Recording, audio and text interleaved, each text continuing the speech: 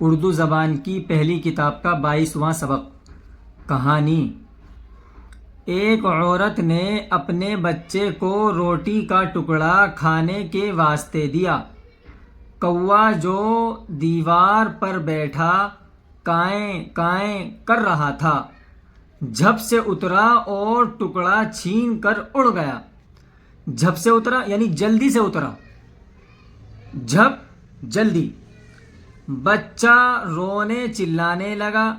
عورت بچے کا رونا چلانا سن کر یہ کہتی ہوئی دوڑی، کیسا کمبخت، لالچی دغا باز جانور ہے۔ کوے نے جواب دیا کہ جو آدمی اپنے بھائیوں کا مال دغا و فریب سے کھاتے ہیں، پہلے ان کو برا کہو، وہ تو مجھ سے زیادہ برے ہیں۔ اوروں کی بری بات تو بھاتی نہیں تم کو، بھانا پسند آنا، پر اپنی برائی نظر آتی نہیں تم کو، پر لیکن